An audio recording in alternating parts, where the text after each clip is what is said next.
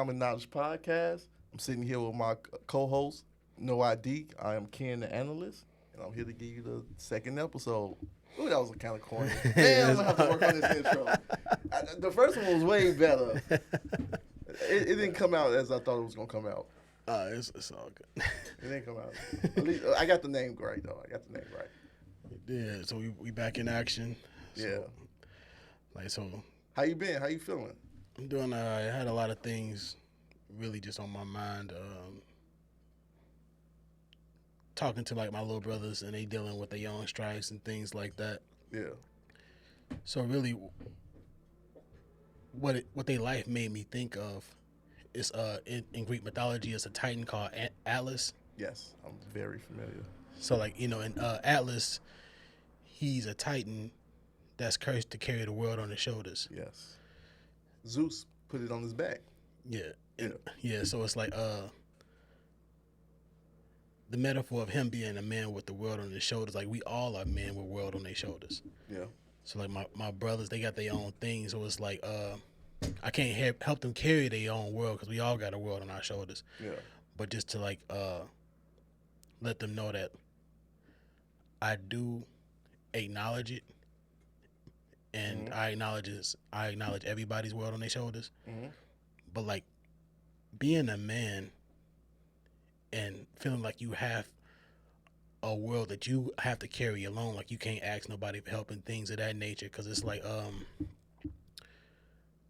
you feel like you couldn't really rely on your parents or anybody for help when you were going through things. Yeah. So what do you really think that feeling to bear it all alone really comes from? A age thing play a huge role, right? It's one thing, it's never one of the problems is that we feel like we can't ask for help. But then it's also how we utilize the help and how the help is handed to us. There was a time in my life where once I moved out, I was like, yo, I'm never moving back. I don't care what the situation may be and everything. Once you leave, you have to learn how to figure it out. You have to learn you have to adjust, adapt. You have to learn from your mistakes. It can get bad because if you just go back to what you know, if your parents are like, oh, you can come back and move in with me anytime you want. Now you may get crippled. You're not learning any lessons and everything. I mean, that's true too. But it's like you having, like you say, like you have a supportive father. Yeah. What made you feel like, man, I don't want to call dad in this moment. I want to do it myself. Like what like was it a thing that like you knew that he had his own things going on and you didn't want to be a burden, or was it like It's well, we have pride and everything. We don't want to seem like a burden. We think about stuff like that. So I think it's the way you ask for help and everything. Like let's see, before you just run back, you want to at least try to fix whatever problem that you created and everything. The whole man term or being the man or taking care of your family or holding it down is really based on how much can you handle. Can you handle what's going on? If you can't handle what's going on and you have to run to help as soon as trouble come or as soon as it get hard, then it may get difficult for you to be a man, and you're not learning enough, or you never really held your own and everything. So when it comes to just being a man and asking for help and knowing how to receive help, it's all in how it's utilized. Help is help, but there's a difference if a person open their doors to you and like, yo, come move in and stay here as long as you want, and they make it too easy, too comfortable for you to like, okay, let me go get a job, let me learn how to figure this money situation out, let me do this, and there's no pressure behind you, and then you have, you know what, I'm out here, let me figure this out. I know I got support out there. I use them as needed and everything. Yeah, because like you definitely don't want to overextending we're out your welcome or something crazy Yeah, like that. But it's like when you said it was like, yeah, I had ended up on the brink of homelessness, but I still wouldn't ask my dad for help. So it's like, what you got to speak to that a little bit more because it's yeah, like that's not like you trying to hold it down and things just got away from you. Like that's like homelessness is almost as bad as it can be for a lot of people. You saying that you was on the brink of homelessness, but you still wouldn't call your father. Can you speak to that a little bit more? Like, yeah. what was that feeling of like, I, I'm home, I'm on the brink of homelessness, and I got somewhere I could go, but I'm still not about to go there. That the reason why, and I can't speak on that. The reason why I picked that, the reason why I did that or chose to continue with my path is because I didn't want to get comfortable. Like going back home will put me in a comfortable position. And it will put me in a position where I don't have to think as hard and I don't have to figure things out, as an urgent. It wouldn't be an urgency because it'll be more like, oh, you home, help with the family, help with your mom, help with your sister. You don't got to go anywhere. You can stay here as long as you want. Yeah. And now there's no pressure behind it and everything. So now I would get I would have possibly get extremely comfortable to the point where I'm I was something that would have supposed to be a couple months could have turned into a couple years because there's no pressure behind it. I'm pretty sure you've been in the same position where you got family members that are welcoming you in or friends that are welcoming you in, but you just decide not to go because it's like I don't. Yeah, I know this is there and I know it's available, but what would it do to me? And then how would it affect me and everything? Like, my I don't witness, my sister. I don't witness people that take the easy route out and then they never really figure it out on their own, because it becomes it never had to, so they don't know what that pressure feels like and everything. They don't know what it feels like to count your days or to deal with the climax of the weather and start thinking like, oh man, what I'm gonna do next. And you need those experiences. Yeah, I mean, because pressure does make diamonds, but it's Yeah, like the pressure that I have been through and the things. It's like a lot of like kids and they talk about getting thrown out of the nest. Sometimes you just gotta force your child out or whatever. they're like birds. Yeah, but like Yeah, make them my fly. my whole nest was burnt up. Yeah, We was all falling out the nest together. So it's like, we was had to strive and deal with all this out of pure necessity. hmm But it's like to choose that hard road, like that's a totally different thing. Because it's like I'm like, man, would I have chose to leave home at such an early age, knowing that I had a home to go to? Because usually like a lot of but you gotta keep in mind. Sometimes the home is just as worse as choosing the hard road. You could be in the home with people with no drive. You could be in the home with people that want to use you. You got to be in the home with I people who mean, want yeah. to manipulate you. So the home is all because you have a house to go to doesn't mean that that's the best option. I mean, like, but like yours was like split. Because like you No. like you talk highly about your father, Yeah, and you feel like he would be that for you. So it's like to have a father that you feel like is the, like, why not choose to call him? because I know that if it was something if it was something that I couldn't figure out, I would rather use his help for something that was more serious or more of a emergency. Like being homeless is not really a real emergency in I some mean, so like you, cases. you didn't look around and was like, this is as bad as it can get No, right now. no, He because was like, no, it like he was like, damn. I mean, like that's. no, because it wasn't as bad as it can get because I still had a job. I mean, yeah. So if it was, if So I you never felt like anything was out of your control. yeah, so if it really got to a point where I lost a job and homeless, then it's like okay, now I have to go back. I have Yeah. no other. I can't fix it. I have nothing to work with. Sometimes if you have something to work with, you just work with what you got and everything. People do it every day with, whether they live in smaller homes, whether they live in hoods, whether they live in Section 8 and things like that. Um, no matter what salary they have, as long as they get some source of income and some source of resource, they work with it and then they turn it into something else. So you need to be able to utilize your resources properly. That's why I say with my father, yes, he was there. Yes, he was an option, but I'm not gonna use him for something that I can still fix. Yeah, so you never was like you was like, I got something I can do, so I'm gonna just do this. Yeah, let me try to fix this before I go running back home Right. and everything. Because if I would have ran back home, then I feel like that could have did more damage to me and everything. Yeah, I mean, yeah, in the long run, especially like if you any reason that you didn't need to, yeah, you gotta look for those reasons because eventually, like that help will run out. Yeah, it will run out, or I get complacent, or I get complacent, or I get lazy, or I just you know um like I said, something that's supposed to be a couple months can turn into a couple years and everything. And that's what happened with a lot of people. They get comfortable with it, and then when you kick them out, they be like, "Wait, I thought you said I could stay. Like you said I could stay as long as I want. What happened to that?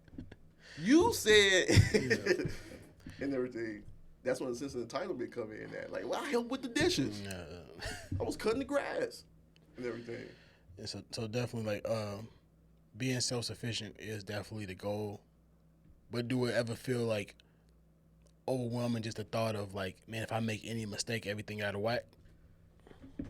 I think that depends on the family, right? So in your case, you have a wife and two kids and everything.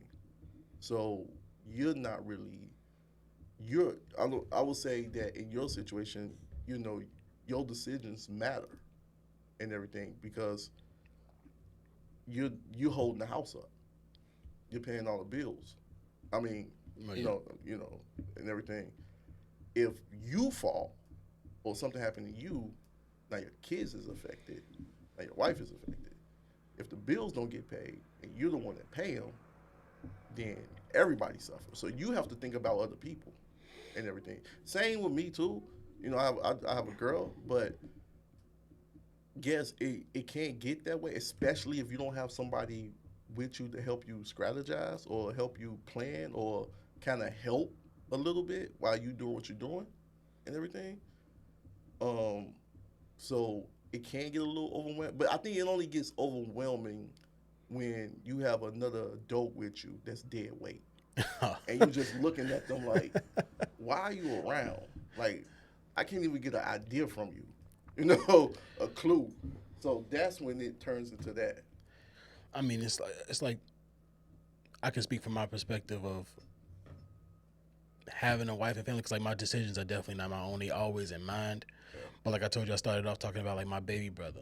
yeah, So it's like he's a single man, but he's carrying his own world and all his problems is on his shoulders. So it's like if he's in between jobs or whatever, he be like, I don't have nobody I can call on, even though that he can call me, but I got my own family, my own things going on. But it's like the when it really because like he's an early adult, yeah, so when it really sets in that like all this is on me, and I have to proceed making all these decisions, and I can't make a mistake, or I'm on the street.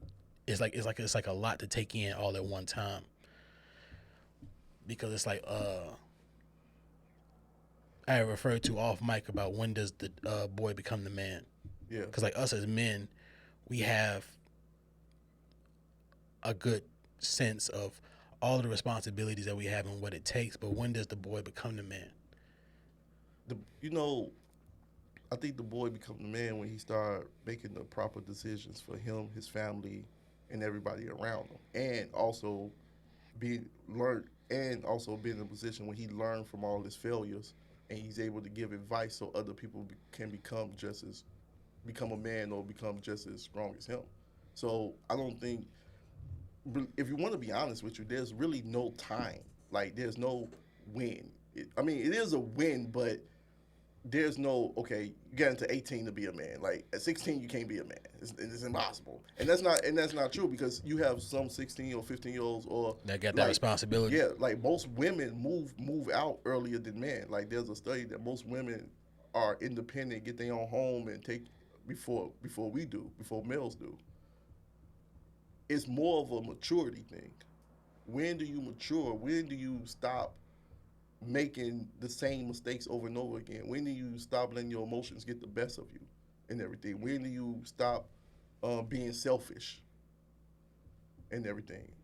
That's when I think that's when the whole man thing, when you becoming a man or becoming a leader. Like when you think about kings and everything. Like in today's time, we just calling everybody kings. As long as you black, you're a king. And it's like, yo, being a king comes with real responsibilities and everything. Heavy is the head that holds the crown. Yeah, it comes with a real responsibility. People would be like, "Oh man, you black, you can't." You like, yo, you can't just call that unemployed man that ain't taking care of his wife and kids and stuff. You can't call him a king. You devalue the word. Yeah. So it comes with real responsibilities, but you have to grow into them responsibilities. You have to be taught those responsibilities. So right now, your brother's in a situation where he's figuring out how to become a king. And now this is the time when you come in. This is the time when other adults and other male figures come in and grab his shoulder, like, look, I see you doing this, do that, and everything. You'll figure it out as you go along. Just don't give up and just don't quit and don't break down. And I think that'd be the problem with a lot of men in most cases. I think we'll look at other people's lives like, how come my life can't be like that and everything? And it's like, where's the resilience at? You can't, if you're that easily broken, you shouldn't even have a woman and everything. We're literally designed to protect. We're designed to make choices, the best choice for the family and everything. So if you have a bad day and you're like, man, I'm tired, I'm quit, I can't do it no more. Like, yo, you need to stay to yourself. Yo, if you're that fragile, you need to stay to yourself because you can ruin other people's lives by you being so mentally and weak. Like, we have to be strong and everything. And it could be a fun thing. It could be it's a strategy thing. It could be a little annoying, but also a lot of great things come from it and everything. Like right now, you are literally in the position to raise two leaders. Right. You have no window to, you can cry in the shower, but you can't cry in front of them. I told my son, he was like, because he had referenced that he never seen me like emotional, upset, or anything like that. I'm like, and I feel like I probably real life cried my last tear with my uncle died when I was like 14. Yeah. But it just like it's nothing that's any sympathy for, nothing that you can have any type of weakness or incompetence with, because it's like you got so many problems that's coming your way. Yeah. And you got a world to carry. So it's like, just speaking through time to my brothers, it's like I acknowledge y'all world that y'all gotta carry. Yeah. But also tell them like, yo, there's nothing wrong with problem solving. It's healthy for the mind. It's healthy. You need to solve some problems, all right, bro? Like you don't want that I understand the whole I rather, and some people say like, you would never learn how to eat if someone always bring you the food.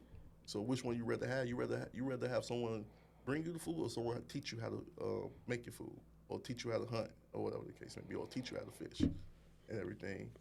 I mean, so like you value the going through the fire. Yes.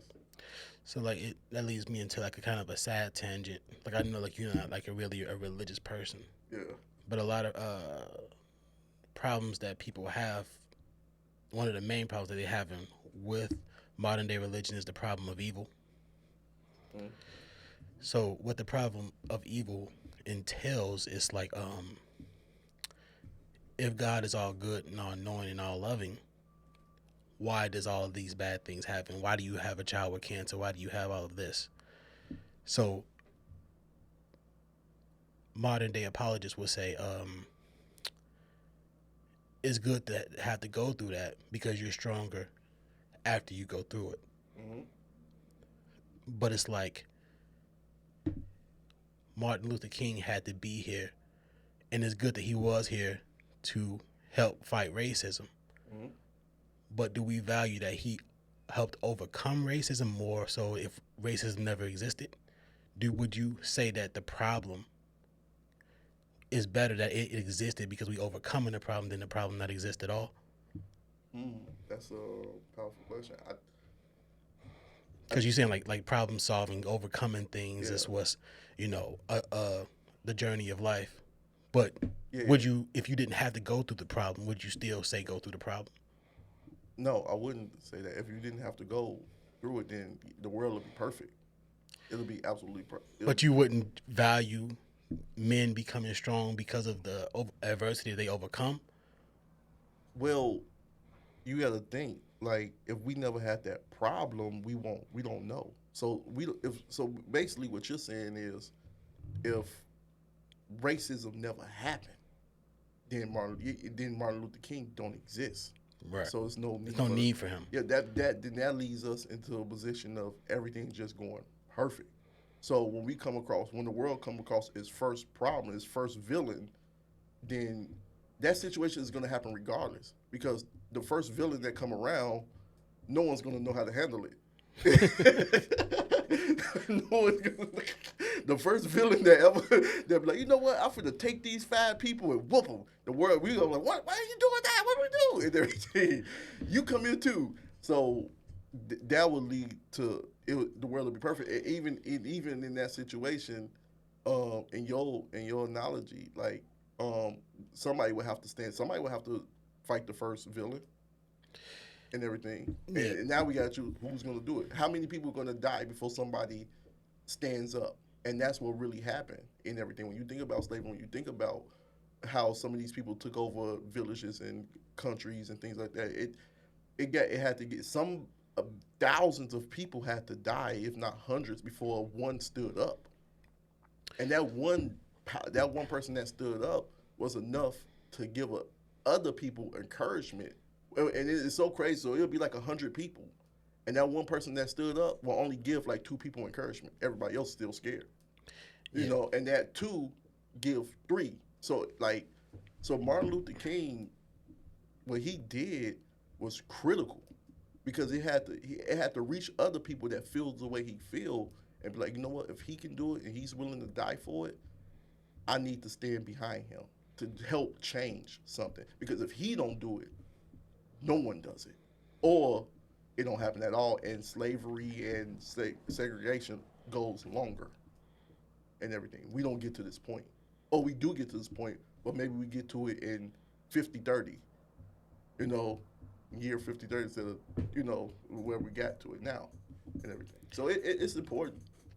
But I'm saying, but like you saying, I'm not saying like the problem still happening and we not having him at that time. I'm saying, do you value the hero's journey, like somebody having to overcome something more so than the problem? Like you were saying, like problem solving is good for the mind. You was like everybody got to go through something. Yeah.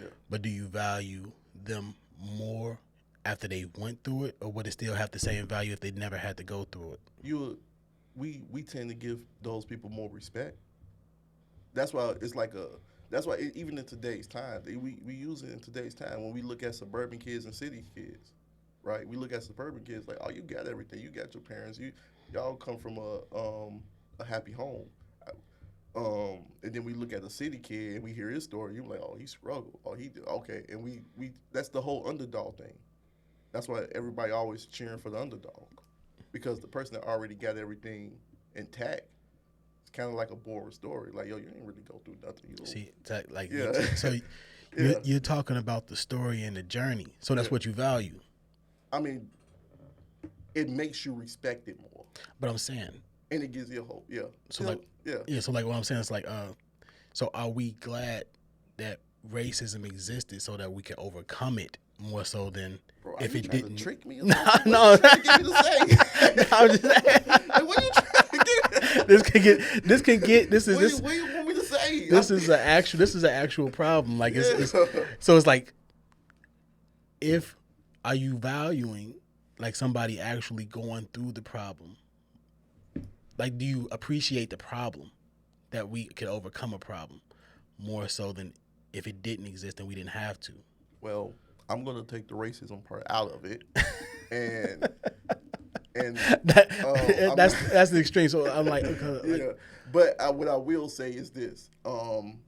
Yes, the way I was raised and the way I grew up, yes, I'm the type of person that appreciate the getting knocked down and getting back up mentality more than the person that never got knocked down okay. and then feels entitled to the world and everything. So I'm more of I like the story of the process. Like DMX story is one of like is a big inspiration story for me because he was a person that battled with drugs and stuff like that, and people pulled him out of these dope homes and stuff like that, and he ended up becoming one of the biggest rap stars in America and everything. So those things inspire me like a lot and everything. Like if you can get through those cr- real tough times, then anything's possible and everything.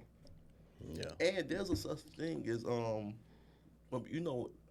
there's a such thing as people getting bored of life. Like I think the struggle is also the helps people with the challenge of life. If you notice, some people that kill themselves after they have everything, is due to um, they don't feel like there's no other thing to live for.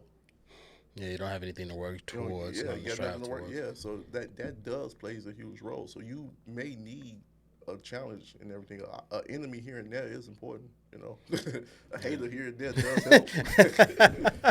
Everything. Yeah, so that's really what it is because they was like with the problem of evil because it's like if God is God and He could have the power to not give us any adversity, is it better that He gave us adversity that we can come over? So a lot of people do feel like it's good that the devil can't have his due and we have something that we can overcome Yeah, and make it through the other side.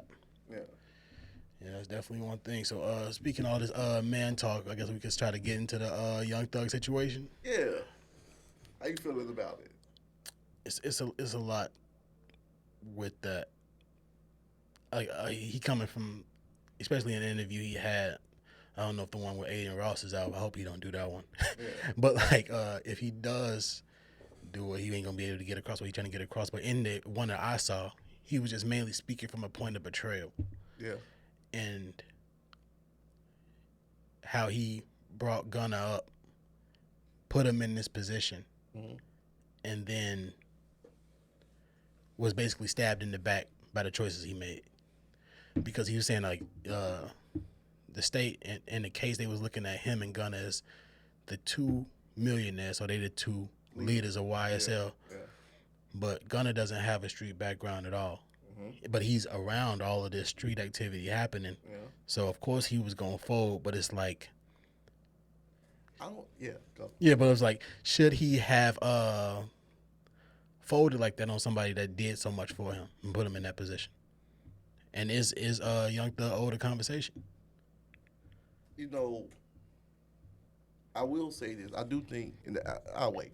But when I look at Young Thug and I looked at that interview, for me, it looked like a person that didn't really evolve, right?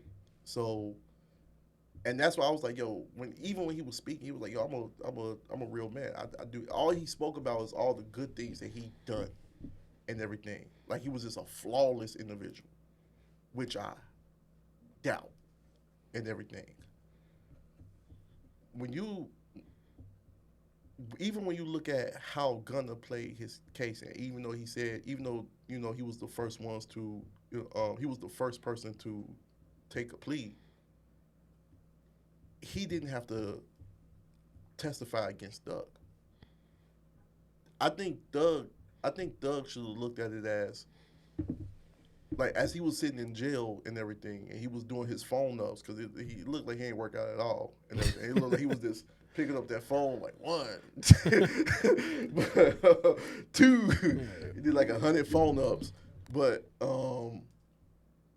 I think Doug when he was in there, he didn't really grow. Like when you look at Gunna, Gunna is still moving. Like he's still doing his thing. He's still putting out good music. He's not harping or trying to prove to the world that he's not a snitch and everything. I mean, but this also goes into the saying. You ever heard the saying, the axe forgets, but the tree never does? Yeah, So Yeah. Gunna is the axe. He did the stabbing. Of course, he moving. He I don't don't, give a damn. I don't, but like, but is it really a stab though? Like no. When I say it, when I was looking at the Gunner situation, we don't know what Gunner might have done for Doug. Yeah, granted, you put me in place. Yeah, granted, you invested in me and everything like that. But when I got on, we don't know if Gunner was around Doug trying to give him advice. We don't know.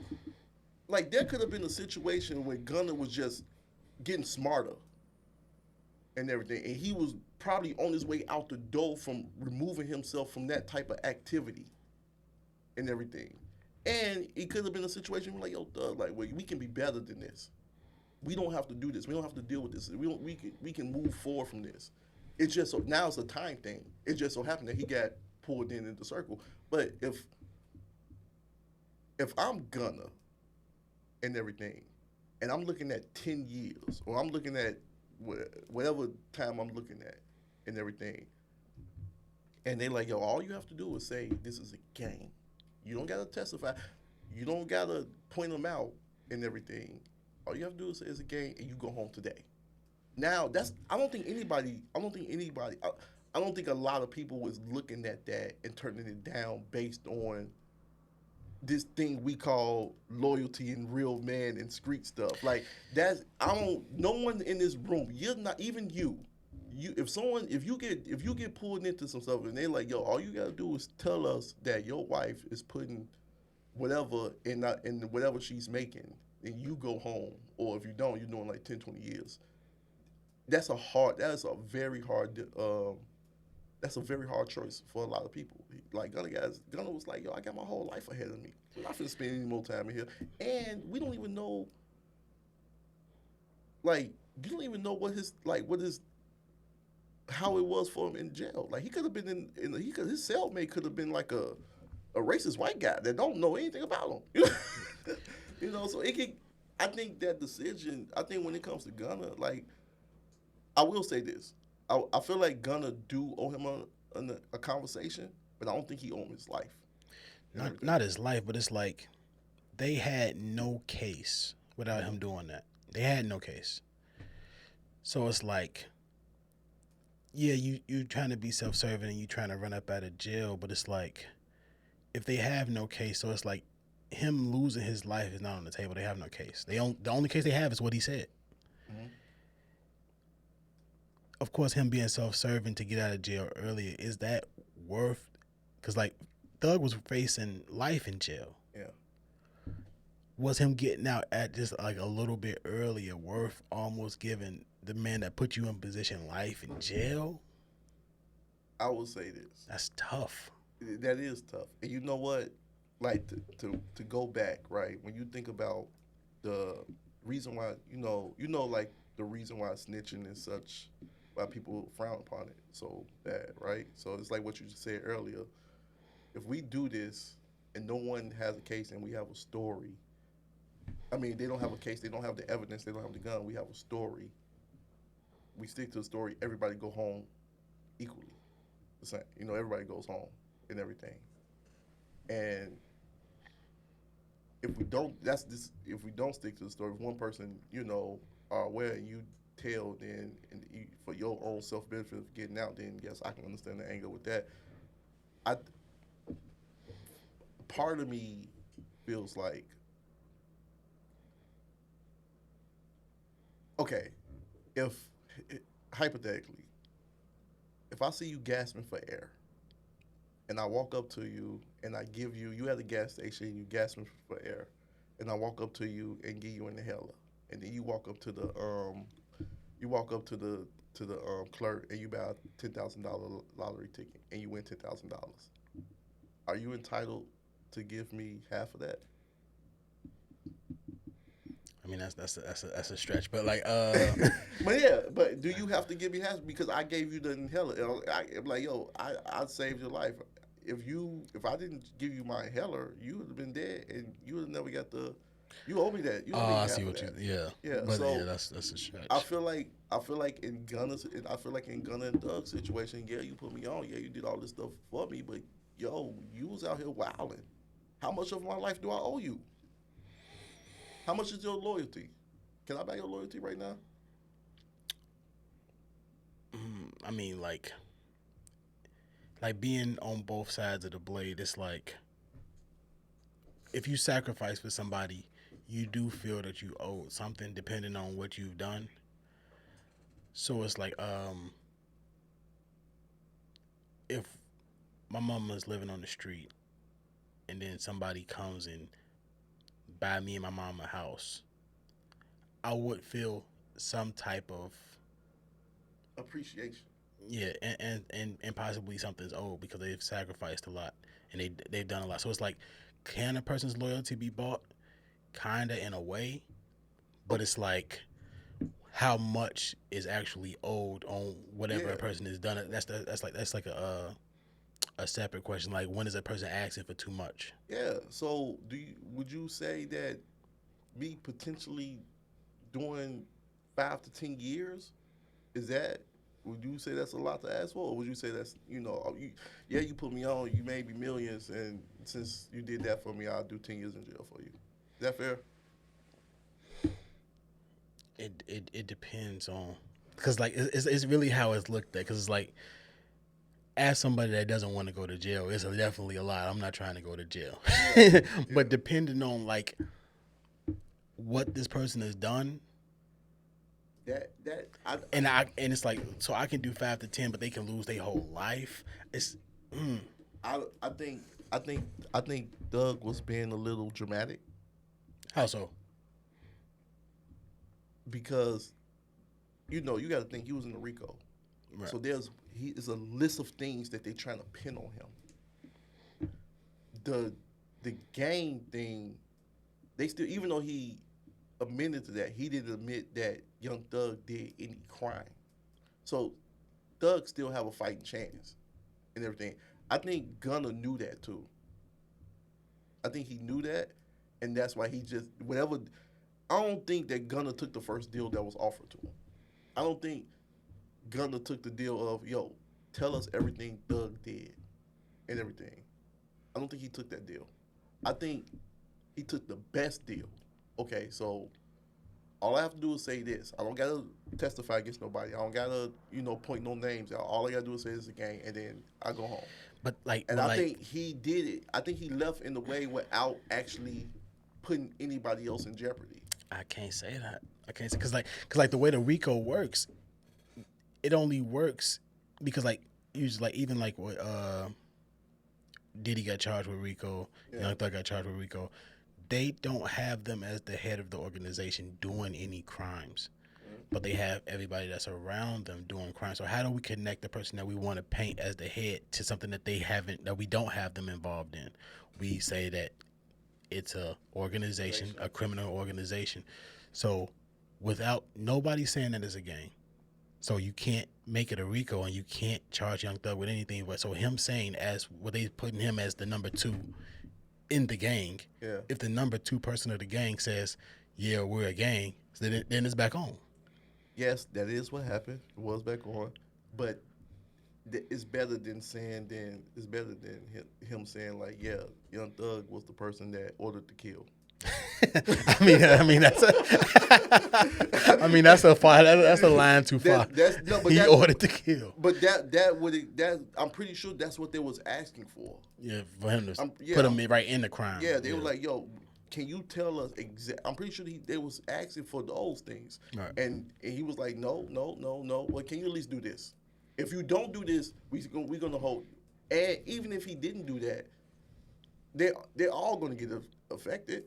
Woody, they all was playing the game and everything. They all was figuring out ways to tell certain things to get whatever the best deal they can possibly get and everything. No one was innocent and everything.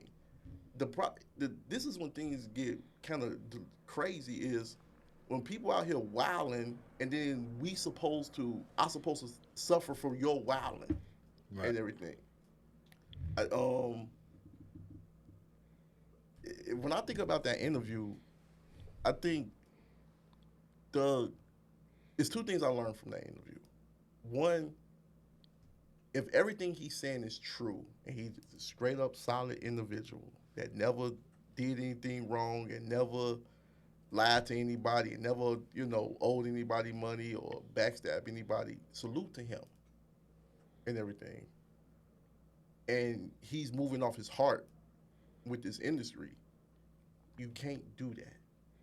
You can't just do all these things for this person and think that this person is gonna just roll the dice like, since I bought you this car, I know you'll do a bid for me without it being in contract. They got fall guys for that stuff like that and everything. And I think Doug was asking for a lot, especially if he was the one playing in this world. I don't I like I don't think that Gunna owes him his I don't think Gunna owes him that. I mean, he definitely up out of there.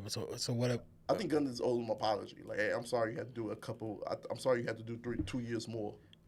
But he avoiding them. So it's like on top of him already feeling the betrayal that he's actively avoiding them. like you feel like, was it more malicious than I even thought? Because like even if Gunna came up to him and was like, yeah, this was the situation, this is what I was going through, but it's not like that. But like if you get stabbed in the back by somebody and they doing everything they can to avoid you, now you thinking twice. Like, like what else did you tell him? Because why are you avoiding me like this? Why won't you just say what it is? Because it's no point to argue with the ignorant. So if you still in this, I'm a snitch. Why did you snitch? And I'm trying to, I want to have a decent, and that's the problem, right? Even I was in a little situation where a person feel like I used them and everything. They feel like I used them for their resources, and that crushed me and everything. It really did crush. It really did hurt my feelings because it was like, yo, no, I had no ill intent. But if you feel that way, I'm not dodging the phone call. Let's sort it out. Right. But you can't sort it out with a person that's just ignorant. So you can't sort it out with a person that's in their feelings. Yeah, they being irrational. And they being irrational and they not trying to hear you out and everything. I'm like, yo, call me. I'll pull up on you. We can talk this out. We can work this out. Everything can still go as planned. So even with the Gunna and Thug, I think when you listen to the interview, all you hear is, I'm a man. You don't snitch. We don't rat. We hold it down.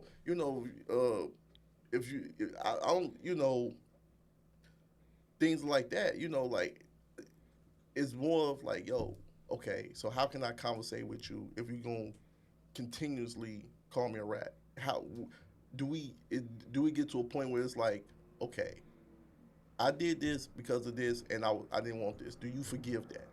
Where's the growth? And it may not be no growth in that conversation, so it may be a waste of time speaking to you. So I'm not going to try to convince you if you're not going to meet me halfway and everything. Yeah, I definitely feel like, because he said something that's a little contradictory. Because the dude was like, what could Gunna say to you? Nothing he can say can make it right. But he got to say something, nigga.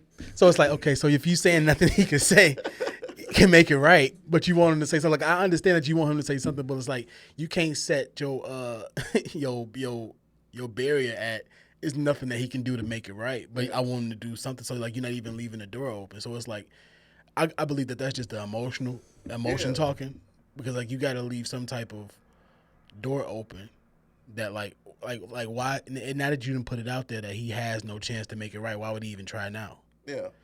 But I do feel like he should have tried it first before this damn interview of him. I think Gunna already knew that, yo, he's still believing. I think Gunna knew that he still believe in this street life and he holds it to his heart. And then sometimes it's not wise to try to convince somebody what they believe. It's not wise to try to convince somebody what they believe in and everything. Like, if someone believes that all men are useless, you'll go crazy trying to convince them that we're not, because they believe this. They take this to heart. There's nothing you can say because they're going to come with 1,000 theories behind it. And I think in that case, you can't, like he said, like, he can't say nothing to me, but I want to say something. What am I doing? I just believe that was emotional, yeah, logic as hell, and everything. And but I do feel like it probably is something that Gunna could probably say, but it's like that would be between them because like when you get betrayed like that, sometimes you just want to know that somebody that will try to make things right with you. But it's like if you sacrifice for somebody, do you feel like you owed anything from that person? Well, okay, so I'm gonna speak from just me being Right. me. So I can see things when I look at things. I'm looking at things at 2020 hindsight and current.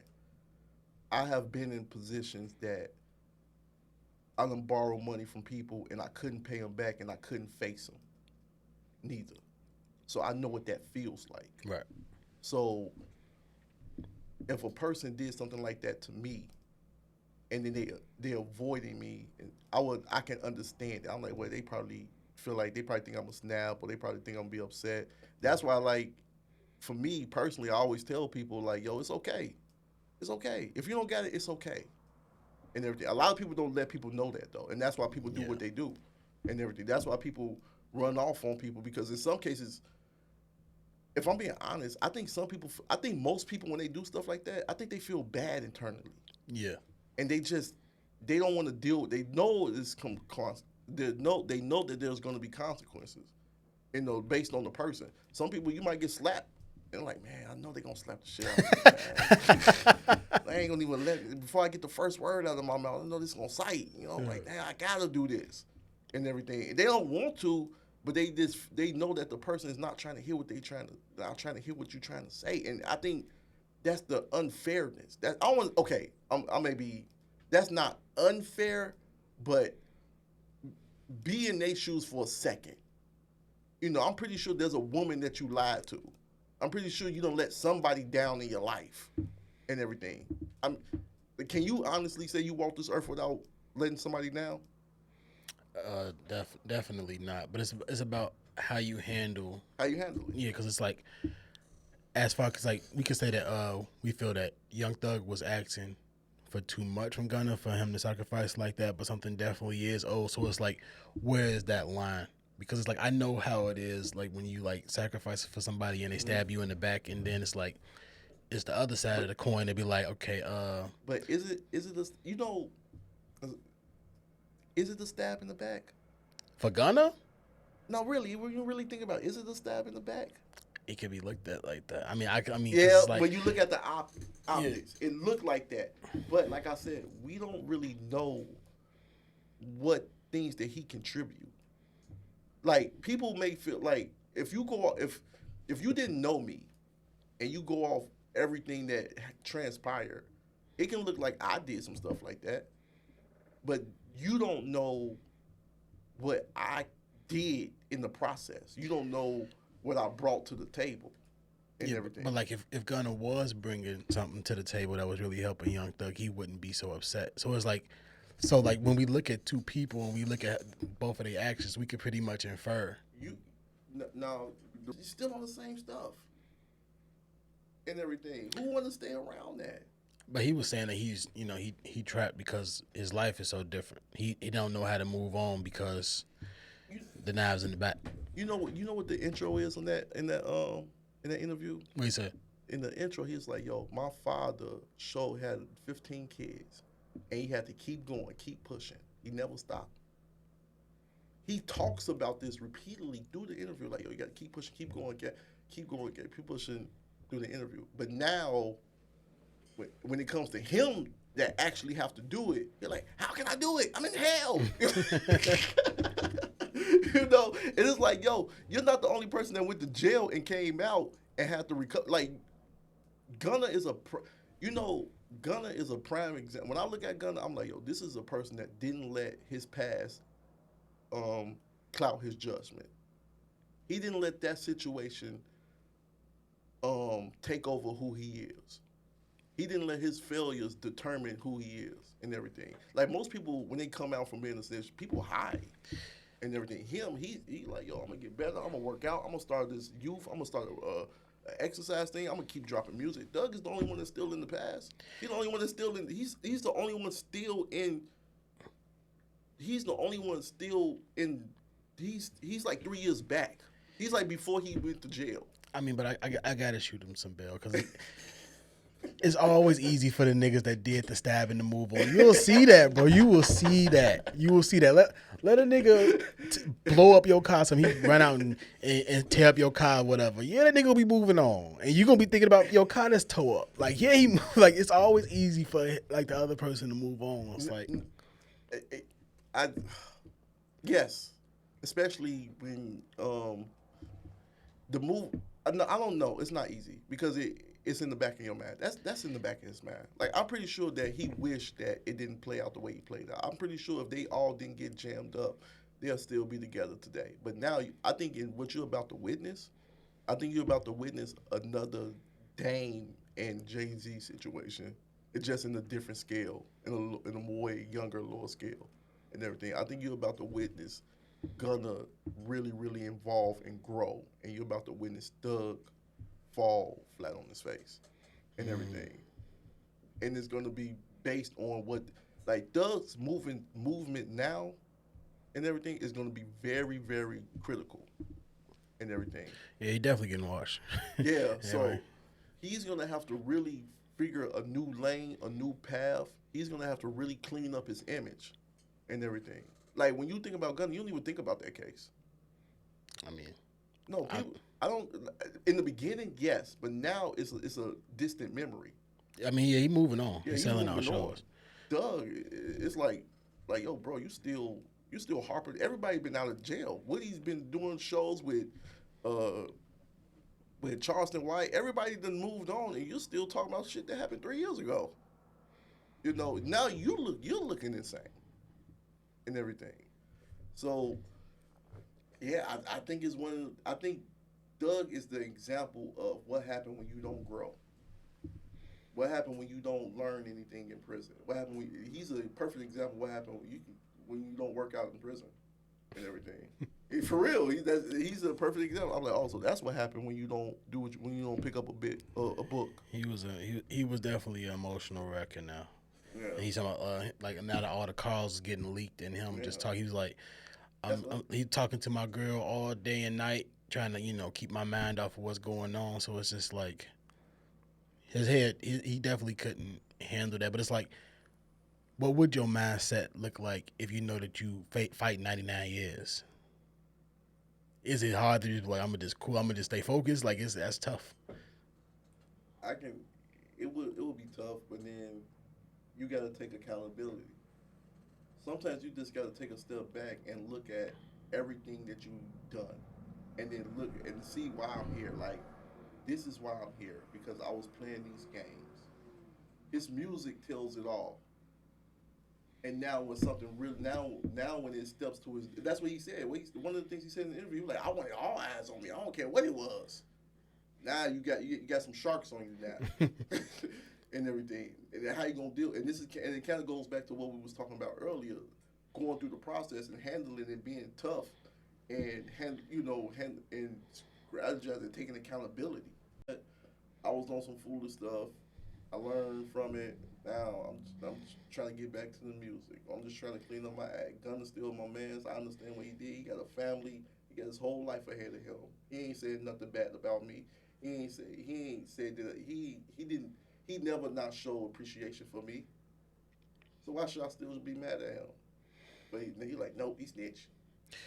One thing that he was saying, like he was always this person for everybody, like the whole YSL. He all putting everybody in position. Like he was like, if they think you dress real good, I'll make sure that they see you clean every time. Yeah. So it's like he is dealing with hurt and betrayal because he had to be strong for everybody else.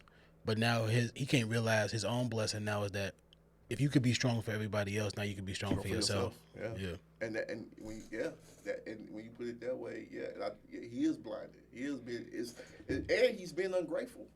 A lot of people don't make it out of them. Like he had the resources to fight that case. Think about everybody that can't fight them cases and everything. So you're not even paying attention to the blessing you just got. Only thing you just locked on what transpired and everything.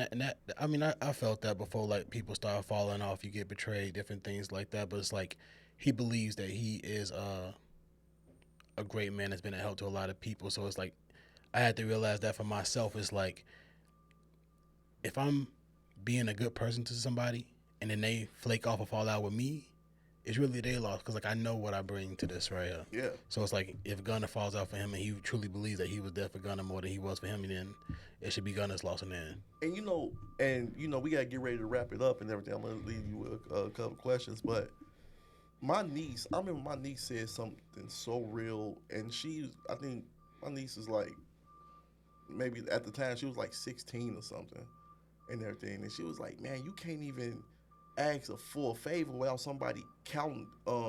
She was like, no, she was like, people out here, people do a favor for you and then it counted. Like people out here counting favors, and I was like, man, that was real and everything. And when you listen to Young Thug, it sounds like he's counting every favor that he does for a person, and he respect, and he's and in return he asking for your loyalty. And I'm like, yo, that's a lot, man. I can't pick up the phone at 1:00 at night when I'm in the bed with my wife.